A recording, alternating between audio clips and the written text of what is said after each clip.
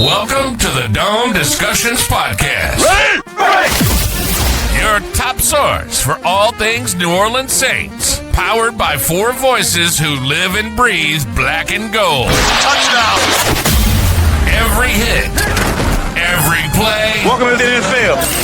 Every moment. We've got it covered. Let's go! Let's go! Go!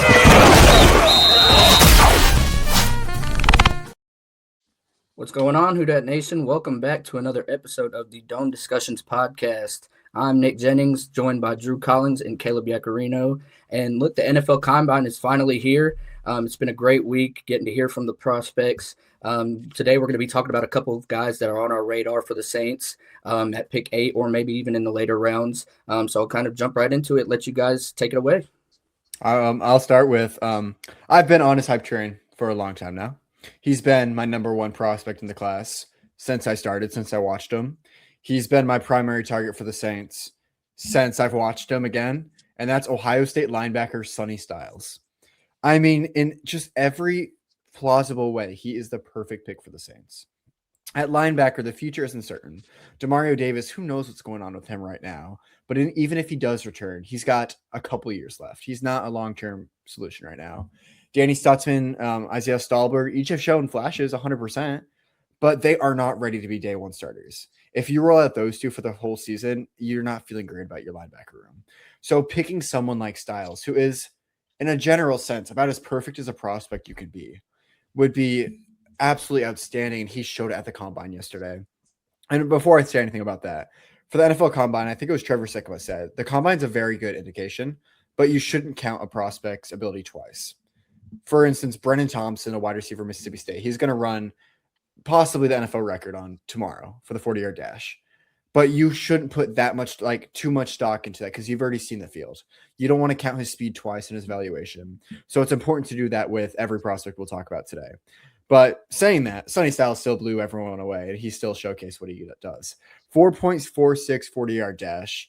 11'2" broad jump, which is fourth among all linebackers since 1999 at the Combine, and a 43.5-inch vertical, which, to put that in perspective, LeBron James at his prime with the Cleveland Cavaliers had a 44-inch vertical. So he's half an inch under. Just an athletic freak. There's nothing else you can say about it. Absolutely superb.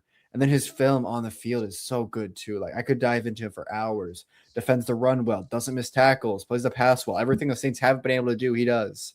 I mean, I can't go on for him for too long because I could spend the entire podcast talking about it. But I think he solidified himself as the top option for the Saints if he's on the board, and that's a major question mark now. Yeah, that was a perfect transition also because I was going to talk about the if he's on the board because now Sonny Styles might not even be there at 8. I think people are taking him as the same on the same level as Caleb Downs right now, where it's like someone can easily take him as early as possible, but also he could potentially slide a little bit, but they're going to go in the top 10. And I think that's the same vibe around Sonny Styles, but now people are also comparing him to Arvell Reese, obviously both Ohio State, both linebackers. But Sonny Styles' measurements were a bit better as an edge rusher, kind of like the measurements kind of fit that edge rusher mold a little bit better. And I watch everyone talking about the Combine as well. And that was kind of a feeling where Sonny Styles even brought up his being able to pass rush. He didn't really do it last season, but he's done it in the past. And now that's kind of a new understanding that, hey, Sonny Styles could maybe do what Arvell Reese is going to do in the NFL. And that's when it's like, that's a top pick. Because positional, not versatility, positional importance, I can't think of the word value. Positional value is something that is important to talk about when looking at the top 10 of the draft. This draft is weird where it really doesn't matter as much. Doesn't matter if you're a linebacker. It's just kind of you're a good player. But Sonny Styles could easily go number 2 to the Jets. If they want him, if they fall in love with him, they could easily go with him because they're going to draft an edge rusher after trading away Jermaine Johnson yesterday. So it's this interesting thing where he had such a good combine. You already knew he was athletic, but it was so good that it did bring up his stock a lot more. So yeah, that's a player that I am focusing on. But a lot of the edge rushers had a good day. T.J. Parker had a good day. Malachi Lawrence had a really good day. And today, while we're recording this in about 3 minutes, I think it's what today is. It's Today, defensive corner? backs and tight ends. Yeah, so that's going to be really fun to watch them run. Keith But there Abney, was a let's lot. go. Just saying that. But there was a lot of different players. The one I am scared about is Keldrick Folk did have a decent day. And I've heard that teams are, just from watching stuff, that teams do like him, which scares me because I don't want Keldrick Folk to go to the Saints early. But yeah, a lot of draft stocks are kind of moving around. Lee Hunter, I'm pretty sure, didn't have the best 40-yard dash that I think people wanted. But it's Lee Hunter, so people are going to fall in love with him because he also had a video of him go viral. But yeah, so the first day of the combine was very fun to watch. Yeah. People, I think, put too much stock into the defensive lineman's 40-yard dash. Oh, what really 100%. matters more is the 10-yard split. And like Lee Hunter, I mean, I don't know about anyone else, but I wasn't expecting him to go out and absolutely kill it. Not Like at the all. one defensive lineman I was expecting to was Zane Durant, the Penn State one. He did. He's just an athletic freak. But Lee Hunter's 10-yard split was 1.79, which was fourth to last among, or tied for fourth to last among defensive tackles. Fine. I'm not expecting him to be that huge straight line speed threat. He's got more of that quick first step, so that's fine. Like that doesn't put too much value on me. But yeah, I love the Malachi Lawrence reference. I think he was superb. I mean, in really every possible way, he was stellar. But one that I would really like to talk about, because it is such a contentious conversation. It is like you don't even know what to classify or where to put him. Is edge rusher. Caleb's not sure where I'm going with this, and that's Cassius Howell. I've seen people say they're first round. I've seen people say he's day 3, and that I'm all pretty stems sure. from. I'm pretty sure Todd McShay has him like. It was either him or Mason Thomas, so I could be wrong. But like legitimate could be Micah Parsons. Oh, that's Yeah. too steep for me. But I mean, Cassius Howell. So he's very small, 6'2.5", but his arms are what kills him at 30.25-inch arms, which arm length is like tough. If you don't follow the draft closely, you don't know what that means. Basically, that's a historic outlier. I mean, there has not been a first round edge rusher drafted with that short of arm since I wrote an article on it. I think it was like 1989 or something like that. I wrote yesterday. So I could be a little bit off on the dates. I can pull it up, but it's something around that where he would be an historic player. Yet he ran so well. His 10-yard split was the fastest and out of all defensive ends. So he's got that first step explosiveness. It was 1999. I just checked. But he's going to be one that people wanted a lot of answers. They were hoping it was longer. Same with Ruben Bain. We can mention him in that talk too, because I was about to bring him up after. Yeah. Ruben Baines would be if he would also, I think, be the shortest since 1999, or maybe a little bit. He might be a little bit longer, but it's just what do you do with those edge rushers? And that's going to be a big question that we're going to see play up to the draft. We're going to hear a lot of smoke about it. I'm sure in April we'll hear 2 rumors. I think we'll hear the Jets are keying in on Ruben Bain at pick 2. And I think we'll hear that people aren't thinking of Ruben Bain as a first-round pick. Which one will be true? I would lean more towards he'll be a top 10 high pick. But it's a very interesting conversation, and just more question marks became at the combine. Yeah, because you go. One of the edge rushers that I thought had an outstanding combine performance, who I know you guys aren't very high on, which this may be a good thing that he had this great performance, is David Bailey. Yeah. David, let him go 4. Let him go top 4. Ran a 4.5 40-yard dash, had a 1.62 10-yard split, and he had a 10-foot 9-inch broad jump. He is just an athletic freak. His pass rush productivity in college is unquestionable. The issue, he had some character concerns, and I don't know if he would be the ideal fit for the Saints, but I do want to point him out because I thought he had an outstanding combine performance. And you guys mentioned Ruben Bain. I thought something very interesting about Ruben Bain. He's really, really similar to Will Smith, Saints legend, at the 2004 combine. Their numbers are nearly identical. I think he would make a lot of sense for the Saints if he did fall to 8. But like you said, Drew, I'm kind of leaning more towards him going earlier in the first round than falling out of it by any means. I don't think that's going to happen at all. I would say that him to the Jets at 2 makes more sense than him falling out of the top 10 at all. And I wouldn't mind that because Caleb and I were talking about it a little bit, and it's someone's got to drop to the Saints. Yeah. You've heard so much hype around so many players, and the common answer has been, oh, they won't fall. they're going to be gone before that. Not It's crazy. everyone can go. So I think you are going to have an elite option, whether that's a wide receiver who's going to be running tomorrow, doing all that, or you have Sonny Styles, Ruben Baines, someone like that will be available. The Saints will get a good call out. I want to talk about David Bailey quick. Nick highlighted, yeah, he's explosive. As someone who's not the highest on him, I'm never going to deny that. He's probably the most explosive edge rusher in this class. Pass rushing standpoint, he's absolutely absurd. Great moves, developed. It's everything you could want out of that. But the reason I'm kind of staying away from him, and if I'm the Saints, is one of the character concerns that Nick briefly brought up. He's literally stomped on a player's head against NC State while they're losing 59-21 last year. And after the Arizona State loss this year, he had an altercation with a photographer, which I believe he filed for assault. So both those kind of make me think something with anger issues, maybe a losing thing. But, I mean, we don't know as much. The team interviews are far more important. So we could just be saying anything right now. And then behind closed doors, they can be reassured that he's good. So I'll say that, but you could see him that not being an issue at draft day. And then I also think his strength at the point of attack against the run is questionable, which, I mean, the Saints haven't tended to like those edge rushers in recent years. So it wouldn't be a trend that they've done. Maybe they revamp it, but I just don't really see him as a selection for the Saints. Yeah, and we also have to bring up the character concerns because we just saw what happened with James Pierce. And I mean, it's so recent that you have to bring it up when having these conversations, even if it is like teams feel comfortable. I mean, the amount of research teams do, they know. So if they feel comfortable about it, they'll do it. They'll pick him. It's fine.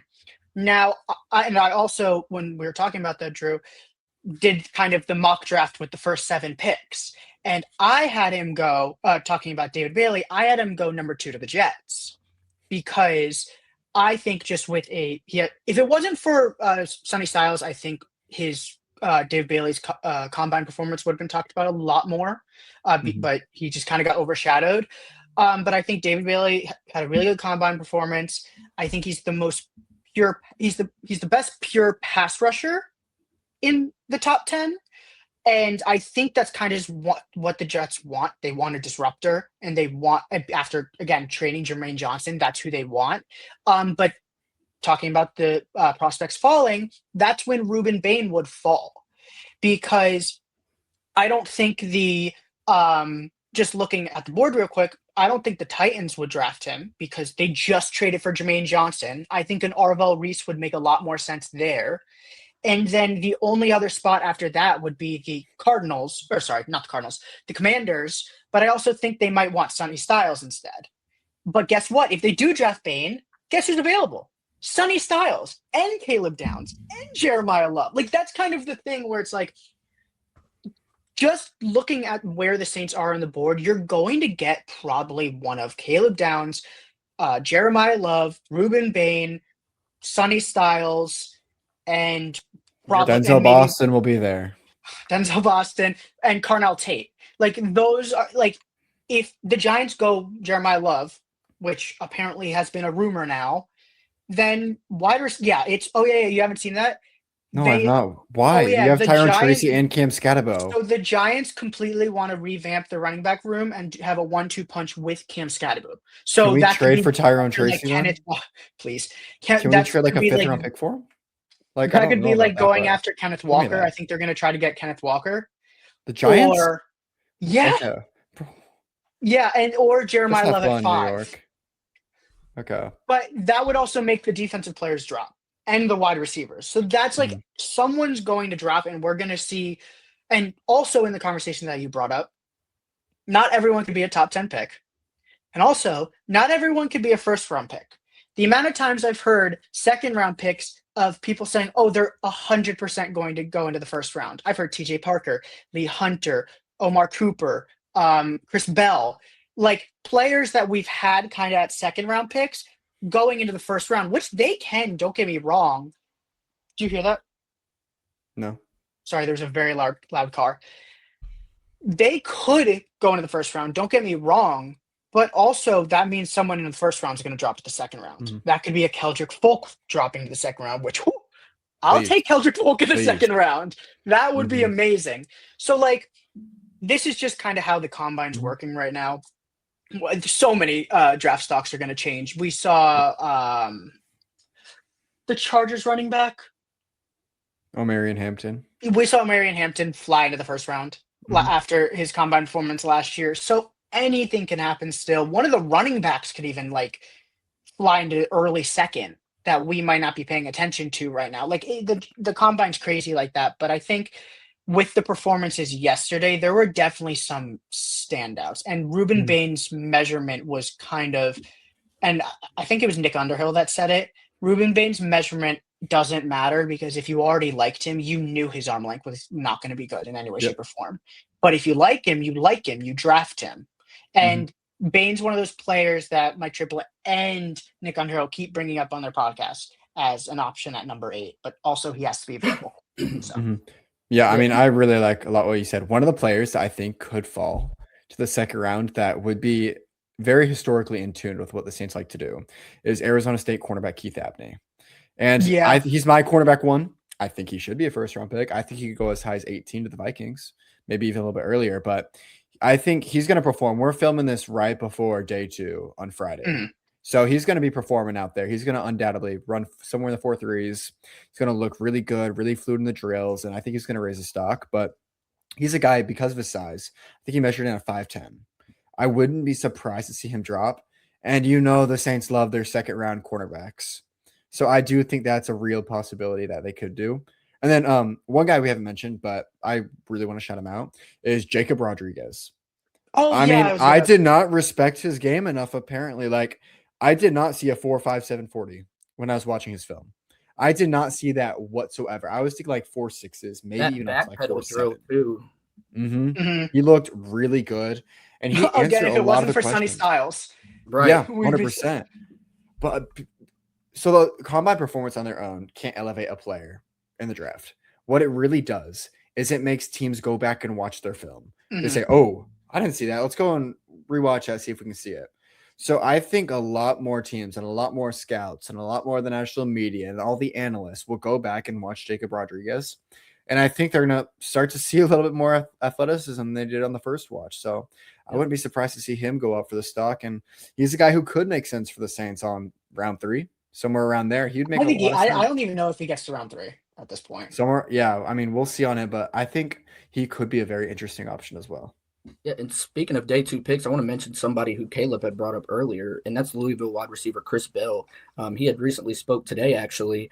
Said he's met with the Saints. He said he's been telling Tyler Shuck has been telling the Saints about him. Says they need a guy like him. Shuck's been doing his recruiting work. I think he would fit perfectly for the Saints. Problem is, suffered a torn ACL in November, so there's a lot to be questioned. But Did you yeah, see they said, or didn't he say that he could be Yep. back by training yeah, camp? he did. He He said he's did. planning. Yep. That is absurd. If he can, like, his That's stock is insane. up. If, Yeah. if team doctors go and check him out, he is going to fly up, and I could see him going in the first round if he's back by Yep. training camp and everything looks fine. If he falls to the Saints on day 2, you have to go get him. You have to. Oh, and Tyler Shuck will make them. Yeah.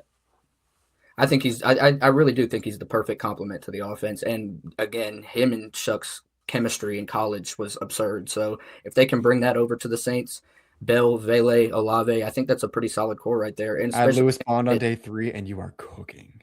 That's and a guess fast what? man. Jalen Polk too. I think a lot of people are forgetting Jalen- Jalen mhm. Polk. He's Trey going to have Palmer. They love Jalen Polk. Apparently, that's everything that I've heard around Yep. all the Saints people. All I've seen is that they love Jalen Polk, and I'm like, oh, that's insane, but good. That's a really good trade then. do want to talk about the Saints recently just won for the second time, first team to do so in the NFL, the NFL's best draft award, based on their 2025 draft. About 5 of the players in that draft were solid starters for the Saints. If they can do that in this draft, and this is a loaded draft class. There are players in this draft class that you can repeat this with. And how many picks? They have 7 picks this year, right? I think so. 7 picks. Yeah, they have the ammo to go out and get another draft like this.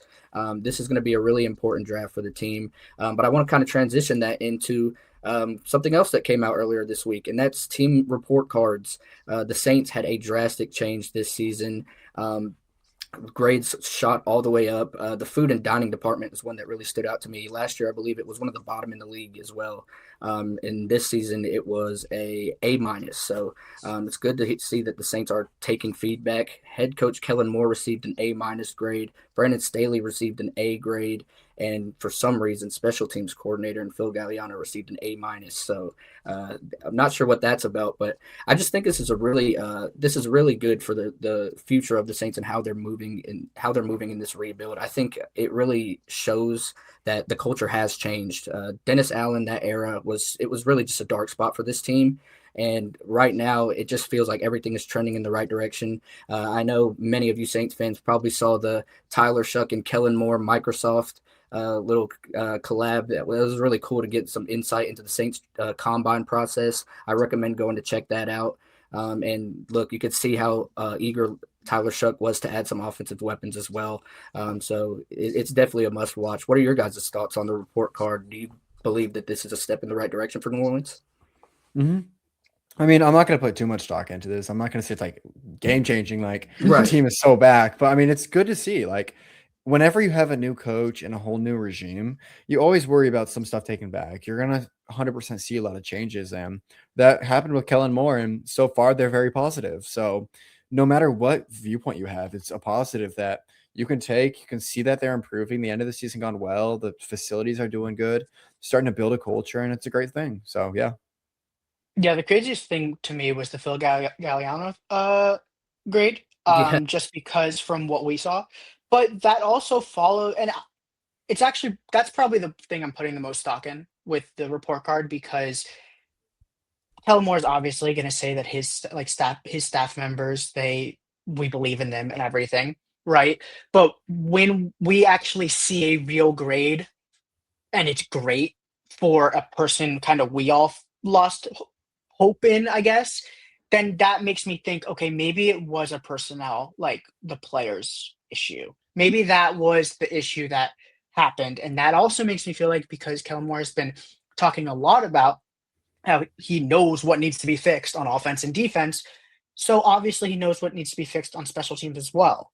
Sign a punter and sign a kicker Thomas that Morstead. are proven. Sure. Sign Thomas Morstead and sign a kicker. I think Dylan Carlson's out there or someone sign a kicker because if they are proven, and there's a fall off for all kickers, obviously, but what are you going to risk? What risk do you have?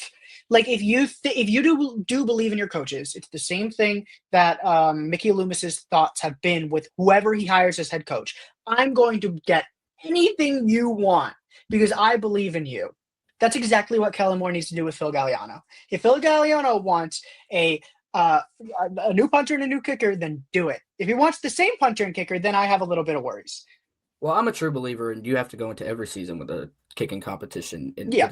With competition, just based on the fact of what you just said, the fall off for special teams players is sudden and it's a big one. It affects the team very much so, and that's why I like the Saints' approach last season, keeping Charlie Smith on the practice squad. The past 2 seasons they've been able to do that. You saw he came in late in the season. Wasn't great, but he much better than what the Saints had in Blake Grupe. I think if you give him another competition this season, it can make him hungrier. It can motivate him, and you could also end up finding a better option. So I don't see why you don't do that. Yeah, I completely agree. Mm-hmm. Yep. And for our final topic today, the NFL salary cap went up $22 million per team, meaning the Saints will have some room. That is something that the Saints have not had in quite some time. And somebody that I am begging the Saints to go out and get is Wyatt Teller. I think he would immensely improve this run game. That's his strength. That's his bread and butter. He did have a down year in pass protection, appeared in just 13 games this season, the lowest since 2020 for him. But he's a former All-Pro, former Pro Bowler. He's established at his position, one of the best at his position. And he's a team captain. He's a leader. He was a team captain for the Browns for multiple seasons. I think that's the kind of guy you need to bring in with the young offensive line that you have. I think he would mold perfectly next to Eric McCoy.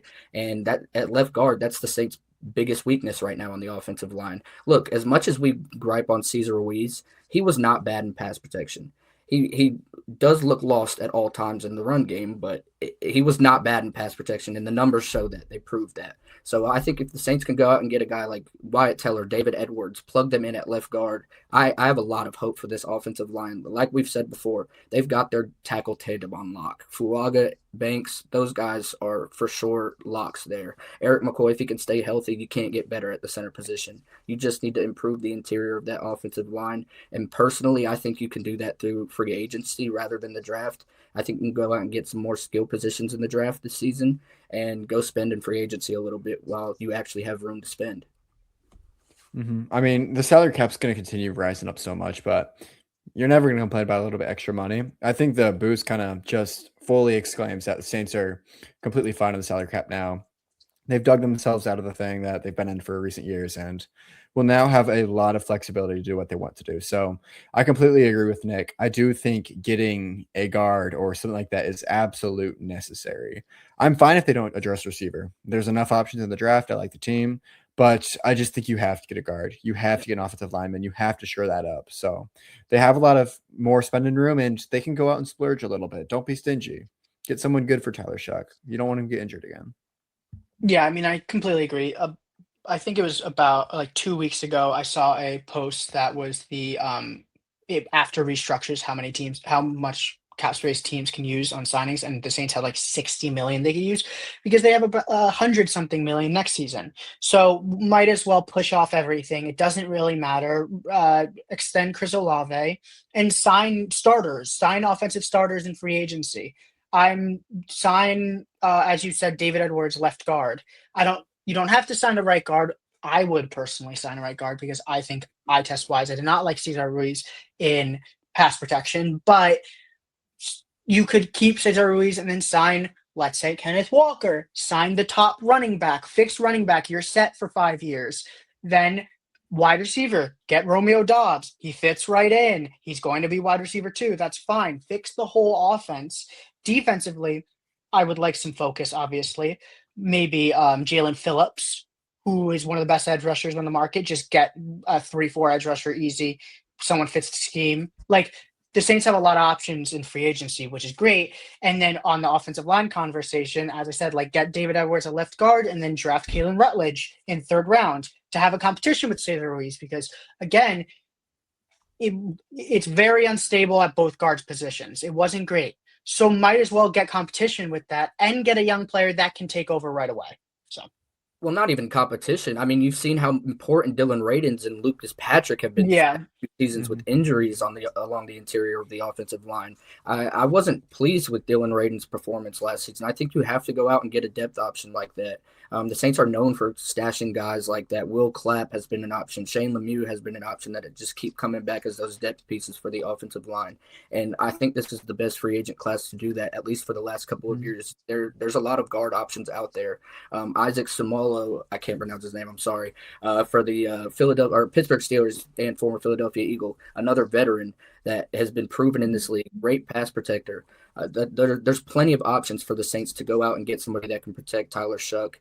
And I think a veteran option makes the most sense as of now. Like you said, if you want to draft one in the later rounds and develop him, I'm all for that. You saw that happen, what was supposed to happen with Nick Saldiveri, but the injuries just absolutely destroyed his career. But that's kind of the Saints' way of doing things, and I would be all for them doing it again. First off, shout out Will Clapp, retirement. Yes. He just did I that. should have worn my Will Clapp jersey. Coaching staff. Yeah, that's sick. But yeah, shout out him. But I mean, I completely agree with everything Nick said. Just wanted to shout that out quick. Absolutely. I would love for Will Clapp. Nick Underhill mentioned it. Saints just lost Jari Evans to the Steelers, their assistant offensive line coach. Will Clapp would make a lot of sense for that role. I think that would be awesome for both him and the team. But one more thing before we wrap up. I had just came across Sonny Styles' RAS score, and goodness Yeah. 9.99. They couldn't give him a 10. 1 out of 3,215 linebackers since 1987. That dude is an athletic freak. Look, this is Nick Emanwari. Yeah, literally. Nick Emanwari, but 20 pounds heavier and putting up the like, same, if not better, numbers. And that's like the thing. Nick Emanwari, like his stock really didn't rise that much, because he was. You could see on tape here, like this man's an athletic, like phenom. He's going to be drafted high. Like, it's fine. But Styles, it's a little bit different because it's top 10. Yeah. And it's a weak top 10. So have you seen Sonny Styles' basketball mixtape or like basketball highlights? I have not. Yeah, he can jump. He can jump pretty well, I'd say. Very good at basketball as well. Like, that should have been apparent from the field. Like, you shouldn't be surprised by his combine, but you can still be wild, like wildered over it. Right. Well, I think that'll wrap up today's episode. We're looking forward to seeing the numbers from the defensive backs and the tight ends today. We'll get back to you next week with the rest of the position groups. Thank you for tuning in, and we'll catch you.